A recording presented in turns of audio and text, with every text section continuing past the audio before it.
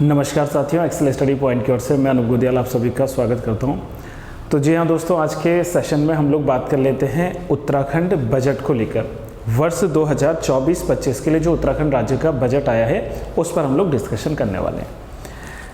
पहले ही बात यह है कि इस बार उत्तराखंड के बजट को वीडियो अपलोड करने में थोड़ा समय लग गया है। इसके पीछे कई निजी व्यस्तताएं रही हैं और साथ में जिस समय क्लास में बजट को डिस्कशन किया था, वीडियो रिकॉर्डिंग तो की थी लेकिन उसमें कुछ आवाज़ की दिक्कत आई थी, साउंड की दिक्कत आई थी, तो इसलिए समय निकालना थोड़ा मुश्किल पड़ गया था। खैर चलिए, देर आए दुरुस्त आए। लेकिन आज हम लोग जो है पूरे बजट पर जो है डिटेल्ड में डिस्कशन करने वाले हैं उत्तराखंड बजट 2024-2025 के लिए। देखो, इससे पहले मैं आपको साथ में ये भी बता देता हूँ कि 1 फरवरी 2024 को जो केंद्र में इंटरिम बजट आया था, अंतरिम बजट आया था, उसकी वीडियो में ऑलरेडी अपलोड कर चुका हूँ। कंप्लीट जो है वीडियो में डिस्कशन कर चुका हूँ उसमें बजट को। तो आप लोग जो है एक बार डिस्क्रिप्शन में जाके उस वीडियो को भी साथ में देख सकते हैं। अब वापस अगर उत्तराखंड स्टेट पे आए तो हम लोग सबसे पहले बजट के कुछ बेसिक्स पे डिस्कशन कर लेते हैं, फिर मैं आता हूँ कि क्या प्रावधान है और कितने जो है एस्टिमेटेड बजट इस बार का जो उत्तराखंड सरकार के द्वारा लाया गया है। तो जब भी हम लोग इस शब्द के बारे में डिस्कशन करते हैं जिसमें बजट शब्द का उल्लेख है, तो सबसे पहले हम लोग ये जान पाएंगे कि जो बजट शब्द है वो भारत के संविधान के किसी भी अनुच्छेद में स्पष्टतः बजट नहीं लिखा गया है। संविधान के भीतर जो इस शब्द है बजट, इस बजट का जो है वर्णन नहीं है, बल्कि इस बजट शब्द के स्थान पर इसको नाम दिया गया है वार्षिक वित्तीय विवरण। वार्षिक वित्तीय विवरण, इंग्लिश में अगर कहें एनुअल फाइनेंशियल स्टेटमेंट के नाम से इसको जाना गया है। एनुअल फाइनेंशियल स्टेटमेंट के नाम से इसको जो है जानते हैं हम लोग बजट को। ये जो शब्द का प्रचलन है बजट शब्द का, एक्चुअली ये जो है बजट शब्द से निकल कर आया है। एक टर्म है हमारे पास में बजट टर्म, फ्रेंच टर्म है। इस बजट टर्म का मतलब होता था कि पहले जब वित्त मंत्री बजट के पत्रों को लेकर आते थे तो वो जो है चमड़े के बैग में लेकर जो है वो बढ़ते थे पार्लियामेंट की तरफ। तो इसी से जो है बजट यानी कि चमड़े का बैग, उसमें जो डॉक्यूमेंट्स रखे हैं यानी कि बजट जो डॉक्यूमेंट्स रखे हैं वहाँ से शब्द की उत्पत्ति होती है। तो धीरे धीरे ये प्रचलन में आ गया कि उसको जो है एनुअल फाइनेंशियल स्टेटमेंट की जगह जो है बजट कहलाया जाने लगा और इसीलिए आज सामान्य तौर पर जो है वार्षिक वित्तीय विवरण को बजट के रूप में जाना जाता है। दूसरा सवाल आता है कि जब हम लोग जो है एनुअल फाइनेंशियल स्टेटमेंट अथवा बजट की बात करते हैं तो भारत के संविधान के 2 ऐसे आर्टिकल्स हैं, 2 ऐसे अनुच्छेद हैं जिनमें इस बजट का जो है वर्णन मिलता है। पहला अनुच्छेद है भारतीय संविधान का अनुच्छेद 112, जिसमें सेंट्रल यानी कि जो केंद्र है, इस केंद्र के बजट की बात की गई है। तो इसमें जो है केंद्रीय बजट का प्रावधान है, जिसके लिए मैं आपको ऑलरेडी बता चुका हूं कि इसकी वीडियो अपलोडेड है, आप एक बार जो है उसको जाकर देख सकते हैं। दूसरा, भारतीय संविधान के भीतर जो अनुच्छेद 202 है, इसमें जो है राज्य बजट की बात की गई है। जैसे उत्तराखंड राज्य का जो बजट आया है तो उत्तराखंड राज्य के जो है बजट की बात जो है इस अनुच्छेद 202 के भीतर की गई है। अनुच्छेद 202 की बात करें चाहे अनुच्छेद 112 की बात करें, इसमें लिखा हुआ है कि बजट को जो लेट डाउन करते हैं, जैसे सेंटर में प्रेसिडेंट करवाते हैं, और अगर इसका प्रेजेंटेशन पूछेगा कि प्रस्तुतिकरण कौन करते हैं तो फाइनेंस मिनिस्टर, जैसे सेंटर में निर्मला सीतारमण जी ने किया था। तो ठीक ऐसे ही अनुच्छेद 202 के तहत अगर राज्यों में बजट को लेट डाउन करवाने की बात चलती है, प्रस्तुतिकरण की बात अगर करें तो मतलब उसकी डेट जो फिक्स की जाती है वो गवर्नर ऑफ स्टेट के द्वारा की जाती है। लेकिन उसको लेकर जब बजट को लेकर जो है बजट के साथ प्रेजेंट किया जाता है बजट को, या तो सेंटर में पार्लियामेंट के भीतर या तो स्टेट लेजिस्लेटिव असेंबलीज के भीतर, तो वहां पर जो है जो वित्त मंत्री होते हैं, राज्य वित्त मंत्री, उनके द्वारा जो है बजट स्पीच के साथ में बजट को जो है शुरू किया जाता है, उसका परिचय दिया जाता है। वर्तमान में अगर हम लोग उत्तराखंड राज्य में चले तो उत्तराखंड राज्य में श्री प्रेमचंद्र अग्रवाल जी के द्वारा इस बजट को प्रस्तुत किया गया है। साथ में आपको मैं यहाँ पर एक और फैक्चुअल चीज़ बता देता हूँ कि जो उत्तराखंड राज्य था, इसका जो पहला बजट आया था वर्ष 2000 और 2001 के लिए, तो वो जो पहला बजट लाया गया था वो लाए थे कौन? निशंक जी, रमेश पोखरियाल निशंक जी के द्वारा, जो समय वित्त मंत्री थे। उत्तराखंड राज्य का जो है पहला बजट जो है प्रस्तुत किया गया था। अब सवाल यहाँ पर ये होता है कि जब हम लोग अनुच्छेद 202 के तहत बजट पढ़ेंगे तो वास्तव में पहला सवाल बनता है कि बजट होता क्या है, व्हाट इज बजट, यानी कि बजट की परिभाषा क्या है। तो इसको हम लोग जो है समझते हैं ध्यान से। किसी एक वित्तीय वर्ष के दौरान, जैसे अभी वित्तीय वर्ष कहां से स्टार्ट होगा, जैसे अगर हम लोग 2024 में बात कर रहे हैं तो हमारी जो 2024 का जो वित्तीय वर्ष शुरू होने जा रहा है वो होगा कब? 1 अप्रैल से, यानी कि 1 अप्रैल 2024 से लेकर 31 मार्च 2025 के लिए जो है ये वाला बजट उत्तराखंड सरकार ने प्रस्तुत किया है। अर्थात कि एक वित्तीय वर्ष के दौरान सरकार के द्वारा अपनी कुल अनुमानित आय और अपनी कुल अनुमानित व्यय का जो एक विवरण होता है, लेखा जोखा होता है, उसी को हम लोग बजट कहते हैं।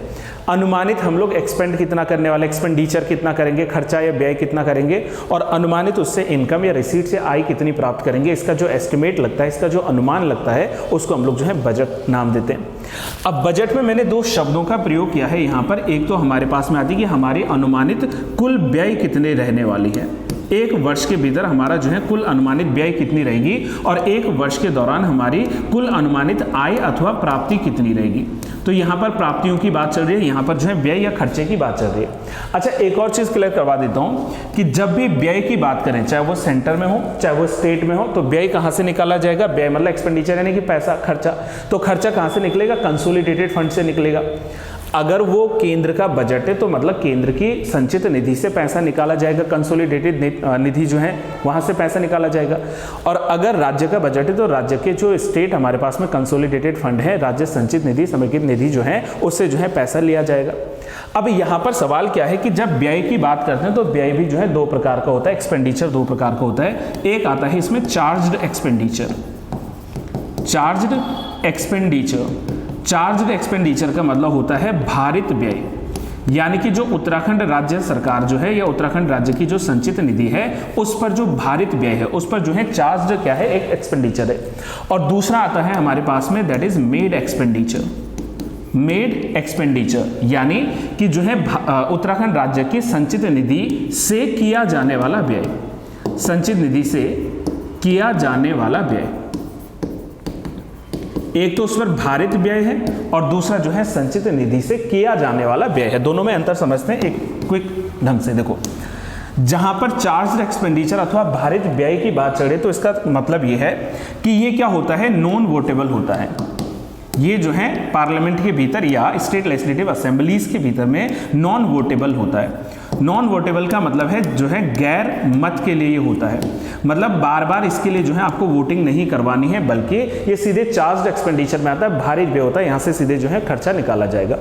और दूसरा जो मेड एक्सपेंडिचर होता है इसको हम लोग वोटेबल एक्सपेंडिचर कह सकते हैं, कि जिस पर क्या होगा, जिस पर वोट होगा, जिस पर जो है मतदान होगा, तब जाकर जो है वहां से कंसोलिडेटेड फंड ऑफ इंडिया से पैसा लिया जाएगा। एप्रोप्रिएशन बिल या जिसको विनियोग विधेयक कहते हैं उसको पास करना पड़ेगा और कंसोलिडेटेड फंड से जो है पैसा लेना पड़ेगा।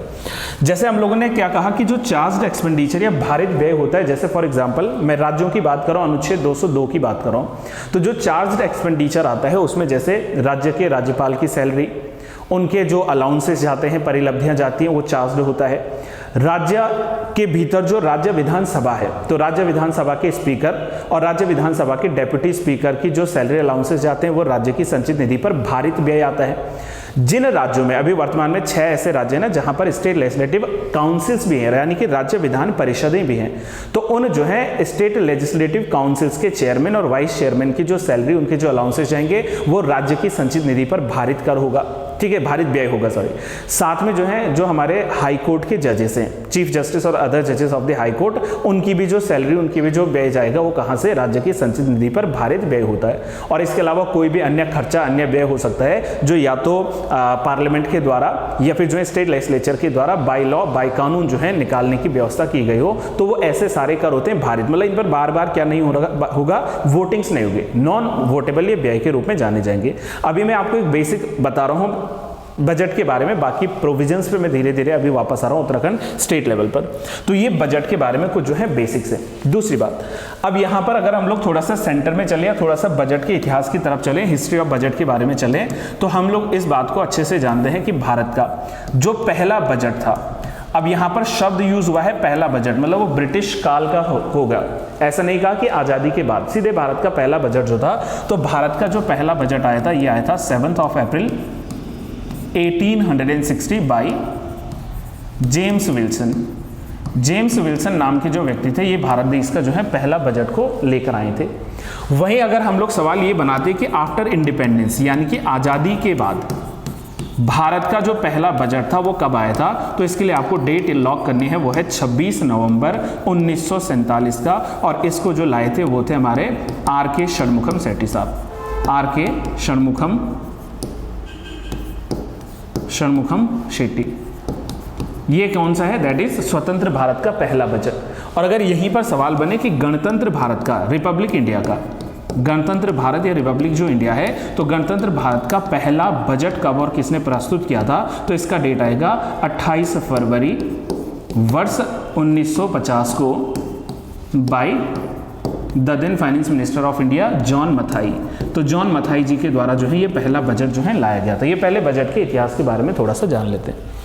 देखो एक और यहाँ पर समझना है कि आज के टाइम में अगर हम लोग सेंट्रल बजट की ओर चलें तो जो बजट आता है केंद्र सरकार के भीतर, वो बजट जो है सिंपल एक ही बजट आता है जिसको हम लोग सामान्य बजट कहते हैं। जनरल बजट या सामान्य बजट के रूप में सेंटर में जो है क्या होता है, बजट प्रस्तुत होता है। लेकिन हमेशा से ऐसा प्रचलन नहीं था। ठीक है, 1860 से अगर हम लोग शुरुआत करें जेम्स विल्सन का पहला बजट, तो वहां से लेकर लगभग 1924 तक बजट एक ही आता था जनरल बजट के रूप में।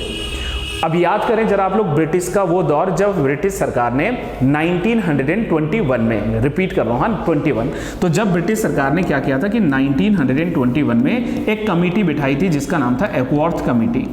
और ये जो एकवर्थ समिति थी, एकवर्थ जो कमेटी थी, इस एकवर्थ कमेटी की रिकमेंडेशन के बाद समिति ने कहा था कि जो सामान्य बजट है इसके दो टुकड़े या दो जो है भागों में होना चाहिए। और सामान्य बजट को इसने क्या कर दिया, दो तरीके से बांट दिया। एक था रेलवे बजट और दूसरा जो है जनरल बजट में, सामान्य बजट में बाकी चीजें जुड़ती चली गई थी। ये कब शुरू हुआ था, देखो रिकमेंडेशन भले 1921 में आई थी, लेकिन ये जो डिवीजन ऑफ बजट हुआ था वो 1924 से स्टार्ट हुआ था और लगभग 1924 से लेकर 2017 तक चले हम लोग, 2017 तक चले। तो जो बजट था वो दो भागों में आता था, पहले रेलवे बजट और देन जो है सामान्य बजट की व्यवस्था की गई थी। लेकिन 2017 के बाद जो है फिर से क्या कर दिया गया, बजट को मर्ज कर दिया गया, फिर से बजट का विलय कर दिया गया और अभी तक जो है बजट एक ही फॉर्म में आता है। सेंटर की मैंने अभी बात की है और राज्य बजट जो है वो भी एक सिंपल सा आता है जनरल बजट के रूप में, सामान्य बजट के रूप में। देन आई होप कि यहां तक का जो बजट को लेकर कुछ बेसिक्स है, उन बेसिक्स को आप लोगों ने जो है कवर कर लिया है। अगर स्टिल आपका कोई डाउट रहता है, कोई क्वेश्चन रहता है, तो आप लोग जो है कमेंट बॉक्स में अपने जो है डाउट्स को, अपने क्वेश्चंस को, जो अपनी क्वेरीज को जो है यहाँ पर बिल्कुल पूछ सकते हैं। अब सवाल आता है हमारे पास में कि जो उत्तराखंड राज्य का इस बार का बजट आया है, उस बजट में क्या क्या प्रावधान किए गए हैं और कितना जो है कुल बजट उत्तराखंड सरकार के द्वारा यहाँ पर इस बार जो है प्रस्तुत किया गया है। तो यदि सबसे पहले हम लोग बात करें वर्ष 2024-25 के लिए जो उत्तराखंड राज्य सरकार ने जो बजट प्रपोज किया है, उसमें जो कुल अमाउंट है, अब आप भूलिएगा मत, मैंने अभी बजट की डेफिनेशन में क्या कहा था, कुल व्यय कितना करने वाले हैं और कुल आय कितनी करने वाले हैं, अनुमानित समय है आने वाले एक वर्ष के लिए, ये जो है बजट है, राइट। तो इस बार का जो हमारा 2024-25 के लिए अनुमानित व्यय रहने वाला है, वो जो टोटल बजट रहने वाला है वो है 89.23 करोड़ रुपीस, 1000 करोड़ रुपीस, लगभग जो है या 89,000 कह सकते हैं आप लोग, करोड़ रुपए का बजट जो है यहां पर आएगा। तो उत्तराखंड जो है राज्य के वित्त मंत्री प्रेम अग्रवाल जी ने ये कहा है कि 2024-25 के लिए 89.23 थाउजेंड करोड़ रुपए का जो है क्या किया गया है, बजट प्रस्तुत किया गया है।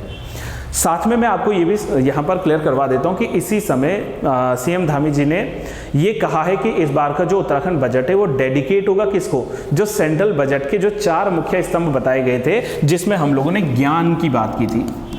सेंट्रल गवर्नमेंट ने जो है ज्ञान को फोकस किया था। अब ज्ञान क्या था, यहाँ पर देखो, जी का मतलब था यहाँ पर किससे, गरीब से, वाई का मतलब था यहाँ पर यूथ यानी कि जो युवा है, ए का मतलब है यहाँ पर अन्नदाता, और अन्नदाता कौन होता है, देश का कृषक, देश का किसान होता है, फार्मर होता है। और यहाँ पर एन जो शब्द था वो था नारी के लिए, अर्थात कि उत्तराखंड राज्य का जो ये बजट है वो सेंटर की थीम अर्थात गरीब, युवा, अन्नदाता अर्थात कृषक और जो है नारी को क्या है, समर्पित रहेगा, डेडिकेट रहेगा, ऐसा इस बार की बजट में सीएम धामी जी ने कहा है। वहीं दूसरी ओर अगर हम लोग चलें तो प्रेम अग्रवाल जी ने ये कहा है यहाँ पर कि इस बार का ये जो बजट है, इस बजट के भीतर जो हमारा मुख्य फोकसिंग एरिया होगा उसमें हम लोग जो है 5 मॉडल्स पर काम करेंगे। 5 जो है हमारे क्या होंगे, वो मॉडल्स होंगे जिस पर उत्तराखंड राज्य जो है कार्य करने वाला है।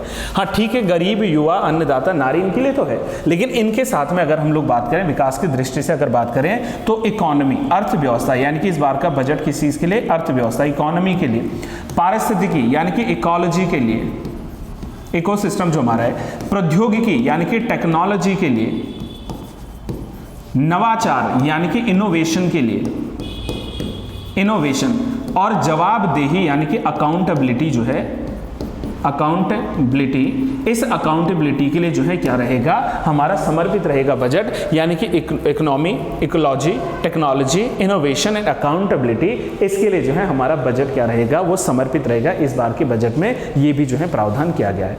ठीक है, साथ में मैं पहले क्लियर कर देता हूँ कि इस बजट वाले को हम लोग 2 भाग में पढ़ने वाले हैं, क्योंकि लंबी वीडियोस जो हैं वो थोड़ा सा आपको क्या करती हैं, परेशान करती है। तो हम लोग आज की वीडियो में बेसिक प्रोविजंस और कितना बजट अलॉट हुआ है उस पर डिस्कशन करेंगे, और नेक्स्ट वाला जब मैं पार्ट इसका अपलोड करूँगा तो उसमें जितनी भी स्कीम्स हैं, स्कीम्स को भी प्रमोट किया गया है, उन स्कीम्स की डिटेल्ड उनके जो है ट्रेडिशनल पार्ट को पूरा जो है इस वीडियो के माध्यम से कवर करने वाले हैं। तो खैर चलिए अभी आगे बढ़ते हैं हम लोग। अब ये तो रह गया हमारा बजट का प्रावधान। इससे होगा क्या, इससे हमारे उत्तराखंड में काम करने वाले जितने भी लोग हैं उनको जो है अपने कार्य के प्रति, अपने व्यापार के प्रति पारदर्शिता और दक्षता बनी रहेगी, यानी कि ट्रांसपेरेंसी और स्किल्ड जो है बिजनेस को प्रमोट करने का जो है बात किया गया है। नागरिकों के लिए जो है बेहतर जीवन की व्यवस्था होगी, उनकी एक्सेसिबिलिटी की बात करें, पहुंच की बात करें, अधिक होगी। व्यापार करने के लिए, ट्रेड करने के लिए उनको अधिक जो है क्या मिलेगा, प्लेटफॉर्म मिलेगा। ये इस बार के बजट में समर्पित हुआ है। दूसरी ओर अब जब हमने बजट की डेफिनेशन में कुल प्राप्तियां और कुल जो है व्यय की बात की थी, तो सवाल ये बनता है कि इस बार का जो बजट है 2024-25 का, उसके लिए टोटल रिसीट्स हमारे उत्तराखंड सरकार का अनुमान क्या है कि हम आने वाले एक वर्ष में, वित्तीय वर्ष में कितना जो है आय प्राप्त करने वाले हैं, कुल रिसीट्स कितने रहने वाली है, प्राप्तियां। तो अनुमानित है हमारे पास में 88,597.11 करोड़ रुपए हम लोग क्या करने वाले हैं, लगभग इनकम करने वाले हैं, रिसीट हमारे पास आने वाली है, उत्तराखंड सरकार के अनुमानित आंकड़ा है। अब जब हम लोग प्राप्तियों या खर्चे या व्यय की बात करते हैं तो प्राप्तियां भी 2 प्रकार की होती हैं और व्यय भी 2 प्रकार के होते हैं। एक आता है हमारे पास में राजस्व प्राप्ति यानी कि रेवेन्यू जो है, रिसीट्स, और दूसरा आता है हमारे पास में पूंजीगत प्राप्ति अर्थात जो है कैपिटल रिसीट्स आती है। तो इस बार अगर हम लोग उत्तराखंड सरकार के आंकड़े की ओर चलें तो लगभग जो हमारा इसमें से अगर हम लोग देखें तो जो हमारा रेवेन्यू इनकम, राजस्व प्राप्ति रहने वाली है वो 60,552.90 करोड़ रहने वाली है। लगभग 60,552.90 करोड़ है राजस्व प्राप्ति। सिर्फ राजस्व प्राप्ति की बात कर रहे हैं, ओनली रेवेन्यू जो है, रिसीट्स की बात कर रहे हैं, ये हमारे पास में रहने वाली है। और इसके अलावा लगभग जो है 28,044.21 करोड़ रुपए का हमारा जो है कैपिटल रिसीट्स यानी कि पूंजीगत प्राप्ति जो है होने वाली है। ये सिर्फ प्राप्ति की बात करें। अच्छा, फर्दर अगर इसके डिविजन्स की ओर जाऊं तो जो हमारे पास में ये प्राप्तियां आने वाली है, रेवेन्यू जो रिसीट्स आने वाले हैं, दिस वन राजस्व प्राप्ति, तो इस राजस्व प्राप्ति में भी हमें ज्यादा राजस्व लगभग 36,146.47 करोड़ रुपए का जो है वो कहां से आएगा, दैट इज टैक्स रेवेन्यू से, यानी कि कर राजस्व से आएगा। और अगर फर्दर इसी टैक्स रेवेन्यू को भी डिवीजन करें तो इसमें केंद्र से जो राज्यों का हिस्सा आएगा वो लगभग 13,637.15 करोड़ रुपए जो है आने का हमारा क्या है, एक संभावित अनुमान लगाया गया है। तो इस बार जो है उत्तराखंड सरकार को इतना बजट जो है यहाँ पर आने वाला है, कहां से, प्राप्तियों के माध्यम से। वहीं दूसरी ओर अगर हम लोग चलें तो अगर राज्य अपने स्रोतों से, अपनी इनकम से जनरेट करे कि कितना हमें प्राप्त होने वाला है, तो 27,382.70 करोड़ रेवेन्यू हम लोग प्राप्त करने वाले हैं अपने राजस्व से, जिसमें भी जो है टैक्स रेवेन्यू लगभग 22,509.32 करोड़ और गैर रेवेन्यू यानी कि गैर कर राजस्व, नॉन रेवेन्यू जो टैक्स आएगा हमारे पास में वो लगभग जो है 4,873.38 करोड़ रुपए जो है आने की संभावना रखी गई है। वहीं दूसरी तरह अगर हम लोग बात करें तो ये तो टोटल प्राप्तियों की बात है कि इतना हमें जो है प्राप्त होने वाला है, लेकिन व्यय यानी कि हम लोग अनुमानित खर्च कितना करने वाले हैं, तो यहां पर बताया गया है कि 2024-25 के लिए जो कुल व्यय रखा गया है वो लगभग कितना है, 89,230.07 करोड़ रुपीस। इस बार का जो अनुमानित व्यय है वो है 89,230.07 करोड़ रुपए अनुमानित व्यय है, टोटल एक्सपेंडिचर। और expenditure further capital expenditure, revenue expenditure, जिसमें रेवेन्यू एक्सपेंडिचर की बात करें तो ये कितना रहने वाला है, 55,815.77 करोड़। यानी कि इस बार के बजट में जो हमारा रेवेन्यू की बात चल रही है, सिर्फ राजस्व, जो रेवेन्यू एक्सपेंडिचर है वो जो है खर्चा वो कम होने वाला है, और रेवेन्यू इनकम जो है वो क्या है, ज्यादा होने वाली है। अर्थात कि हम लोगों से अगर पूछे कि उत्तराखंड के 2024-25 के बजट में हमारा राजस्व कह रहा हूं मैं, वो घाटा होगा या राजस्व अधिशेष यानी कि सरप्लस होगा, तो हमारा रेवेन्यू सरप्लस होने वाला है, रेवेन्यू जो है डेफिसिट नहीं होने वाला है। ये उत्तराखंड सरकार का एक आंकड़ा है, एक अनुमान है कि ऐसा हम लोग जो है इसमें करने वाले हैं। तो हम यहां पर किस में रहने वाले हैं, रेवेन्यू अधिशेष में यानी कि सरप्लस में जो है हम लोग यहां पर कार्य करने वाले हैं। वहीं पूंजी खाते की बात करें तो पूंजी खाता लगभग जो है कितना जाने वाला है, वो है 33,414.30 करोड़। अर्थात कि अगर पूंजी खाते की तरफ से भी बात करें तो हम लोग यहां भी सरप्लस में रहने वाले हैं, नुकसान में नहीं। ठीक है, यहां इन दो मामलों में देखें तो हम लोग जो है सरप्लस में रहने वाले हैं। उत्तराखंड सरकार का जो है अनुमानित एक आंकड़ा है। वहीं इन सबसे महत्वपूर्ण टॉपिक पर डिस्कशन करें तो इस बात को भी ध्यान में रखा जा सकता है, इस बार भी इस बार के बजट को ध्यान में रखा गया है कि जो उत्तराखंड राज्य का घाटा सकल राज्य घरेलू उत्पाद है, ठीक है, यानी कि जो हमारा टोटल रेवेन्यू जो है, जो टोटल डेफिसिट है ना, वो जो है हमारे सकल राज्य घरेलू उत्पाद यानी कि ग्रॉस जो हमारा स्टेट जीडीपी है उसका लगभग 2.38% होने की क्या है, संभावना के भीतर रखा गया है। ऐसी जो है यहाँ पर व्यवस्था मानी गई है। ठीक है, अब इसके अलावा यदि हम लोग प्रमुखता से चलें पूरे बजट की ओर तो उत्तराखंड की जो आर्थिक विकास दर है वो लगभग 7.63% के आसपास रहने वाली है। वहीं देखो गाइज, इस साल के बजट में क्या क्या महत्वपूर्ण जो है बजट अलॉट हुआ है, किन किन फील्ड में, किन किन डिपार्टमेंट्स में बजट अलॉट होने वाला है, थोड़ा इस पर भी जो है हम लोग परिचर्चा कर लेते हैं। जैसे सबसे पहले अगर हम लोग बात करें, गिव मी अ मिनट, आते हैं वापस। तो जैसे अगर हम लोग बात करें इस बार के बजट को लेकर तो 38वें जो राष्ट्रीय खेल होने वाले हैं उसके लिए 250 यानी कि 250 करोड़ का जो है बजट अलॉट किया गया है। आप जानते हैं कि इस बार के जो 38वें राष्ट्रीय खेल होंगे वो उत्तराखंड राज्य में होंगे, ठीक है, और यहाँ पर जो है इसके लिए लगभग 250 करोड़ रुपए का बजट अलॉट हुआ है। खेल महाकुंभ के आयोजन के लिए 27 करोड़ रुपए, ठीक है, ग्रामीण क्षेत्रों में कुछ मिनी स्टेडियम्स के एस्टैब्लिशमेंट के लिए 15 करोड़ रुपए का, राज्य और राष्ट्रीय युवा महोत्सव के आयोजन के लिए लगभग 10 करोड़ रुपए का, शैक्षिक कार्यक्रमों के अंतर्गत छात्रवृत्तियों के लिए लगभग 10 करोड़ रुपए का, और अंतरराष्ट्रीय प्रतियोगिताओं में पदक जीतने वाले खिलाड़ियों को पुरस्कार और आर्थिक सहायता के रूप में लगभग जो है 8 करोड़ रुपए का क्या है यहाँ पर बजट अलॉट है। वहीं एंटरप्रेन्योरशिप यानी कि उद्यमिता को, कौशल को, नवाचार को बढ़ावा देने के लिए 7 करोड़ रुपीस का, प्रशिक्षण शिविरों के लिए ट्रेनिंग जो सेंटर, ट्रेनिंग जो कैंप्स लगेंगे उनके आयोजन के लिए लगभग जो है 5 करोड़ रुपए का क्या दिया जा रहा है, बजट अलॉट किया गया है। इस बार ये भी जो है महत्वपूर्ण हो जाता है बजट के भीतर। वहीं बात करें तो work force development for modern economy के लिए 5 करोड़ रुपए, मुख्यमंत्री अल्पसंख्यक मेधावी बालिका प्रोत्साहन जो योजना है इसके लिए लगभग जो है 4 करोड़ रुपए का बजट प्रदान किया गया है। वहीं अगर हम लोग थोड़ा सा नगरीय यानी कि जो अर्बन हमारे पास में इंफ्रास्ट्रक्चर है, अवसंरचना है, उसको बढ़ावा देने के लिए लगभग 150 करोड़ रुपए का, और हल्द्वानी और अन्य शहरों के नगरीय अवस्थापना के सुदृढ़ीकरण के लिए, ठीक है, प्रमोट करने के लिए लगभग जो है 109 करोड़ रुपए का बजट अलॉट किया गया है। नगरीय पेयजल या निकासी यानी कि ड्रेनेज पैटर्न की बात करें तो इसके निर्माण के लिए लगभग 100 करोड़ रुपए का जो है इसमें क्या है बजट अलॉट किया गया है। वहीं अगर महत्वपूर्ण हम लोग बात करें तो यहाँ पर जो है ऋषिकेश नगर एकीकृत शहरी अवस्थापना विकास परियोजना के अंतर्गत लगभग 27 करोड़ रुपए का बजट प्रदान किया गया है। और इस बार के बजट की जो मुख्य हाईलाइटेड पॉइंट है वो है ग्रीन फील्ड और ब्राउन फील्ड सिटी निर्माण के लिए लगभग जो है 20 करोड़ रुपए का जो है बजट दिया गया है। और गैरसैंण के लिए जो है अवस्थापना कार्य के लिए लगभग जो है 20 करोड़ रुपए का बजट इस बार जो है उत्तराखंड सरकार ने अलॉट किया है। वहीं अगर हम लोग हायर एजुकेशन की तरफ चलें, उच्च शिक्षा की तरफ चलें तो इसके लिए लगभग जो है 824 करोड़ रुपए, सिर्फ हायर एजुकेशन की मैं बात करूं, कुल शिक्षा के जगत में नहीं, हायर एजुकेशन के लिए लगभग जो है 824 करोड़ रुपए का जो है बजट अलॉट किया गया है। वहीं अगर युवा कल्याण और खेलकूद के अंतर्गत देखें तो 2024-25 के लिए जो है लगभग 534 करोड़ रुपए का बजट जो है प्रावधान हुआ है। तकनीकी शिक्षा यानी कि टेक्निकल एजुकेशन की बात करें तो इसके लिए लगभग जो है 321 करोड़ रुपए का जो है खर्च करने वाली है उत्तराखंड सरकार आने वाले वित्तीय वर्ष में। और उच्च शिक्षा के लिए जैसा मैंने बताया 824 रुपए जो है यहाँ पर आने वाले हैं। इसके अलावा डिग्री कॉलेज में सरकारी और शैक्षणिक जो गुणवत्ता है यानी कि जो एजुकेशनल क्वालिटी है उसको प्रमोट करने के लिए 10 करोड़ रुपए आएंगे। न्यू एजुकेशनल पॉलिसी NEP जो है न्यू एजुकेशनल पॉलिसी के लिए जो है अनुसंधान के फील्ड में रिसर्च जो है स्कीम्स के लिए लगभग 2 करोड़ रुपए का बजट अलॉट है। और जो right to education education act है हमारे पास में, RTE सुना है ना आपने, तो राइट टू एजुकेशन एक्ट के लिए जो कि 2009 में आया था, 2010 से जिसने कार्य करना शुरू किया था जून 2010 से, तो उसमें लगभग 94,000 बच्चों को निःशुल्क शिक्षा दी जाएगी। 6 से 14 वर्ष के बालकों को निःशुल्क शिक्षा दी जाएगी। इसके अलावा कुछ निःशुल्क कोचिंग सेंटर्स जो है एस्टैब्लिश किए जाएंगे खटीमा के पास में। सरकारी विद्यालयों में जो है ICT लैब जो है इसको एस्टैब्लिश किया जाएगा। साइंस कुछ जो है सेंटर से विज्ञान केंद्र खोले जाएंगे चंपावत में, जिसके लिए 3 करोड़ रुपए का बजट अलॉट है। उदीयमान खिलाड़ी के लिए छात्रवृत्ति के तहत लगभग 10 करोड़ रुपए का बजट अलॉट है। ठीक है, इसके अलावा जो है प्रशिक्षण शिविर को 5 करोड़ रुपए, राज्य व राष्ट्रीय युवा महोत्सव को 10 करोड़ रुपए, खेलो इंडिया के लिए लगभग 2 करोड़ रुपए और पिथौरागढ़ स्पोर्ट्स कॉलेज भवन को जो है लगभग 2 करोड़ रुपए का बजट अलॉट किया जाएगा।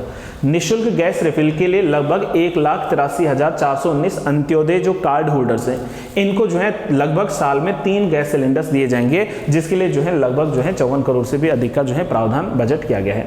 PM आवास योजना में जो है ग्रामीणों को 390 करोड़, आंदोलनकारियों के कल्याण और क्रॉप्स फंड के रूप में 44 करोड़, खाद्यान्न योजना के अंतर्गत जो है 20 करोड़ रुपए का बजट प्रावधान है और विभिन्न विभागों की योजनाओं में सब्सिडी के लिए लगभग 679 करोड़ रुपए का बजट जो है इस बार के बजट में अलॉट है। तो ये मैंने सिर्फ एक बेसिक जो हमारा क्या है आंकड़ा है उसको जो है कवर करने का प्रयास किया है, जिसमें अलग अलग जो है फील्ड में उत्तराखंड राज्य सरकार के अंतर्गत जो है बजट को प्रदान किया जाएगा। बजट की ये कुछ हाइलाइट्स हैं, कुछ महत्वपूर्ण बातें थी। हालांकि बजट में कुछ और भी बहुत से ऐसे प्रावधान हैं जिसको अभी मैं इस क्लास में यहीं पर रोक रहा हूँ। नेक्स्ट टाइम जब हम लोग नेक्स्ट सेशन में मिलेंगे तो वहाँ पर उसको कंटिन्यू हम लोग डिस्कशन करेंगे। तो अगर आपको बजट को लेकर कोई सवाल पूछना है तो आप लोग कमेंट बॉक्स में पूछ सकते हैं, और अगर आपको वीडियो इन्फॉर्मेटिव लगता है, वीडियो अच्छी लगती है तो वीडियो को लाइक ज़रूर कीजिए, शेयर ज़रूर कीजिए और मैक्सिमम जो है अपने दोस्तों तक पहुँचाइए। और चैनल से जुड़े हो अभी तक सब्सक्राइब नहीं किया देन चैनल को सब्सक्राइब जरूर कर लें। Till then have a good day to all, thank you so much and keep learning.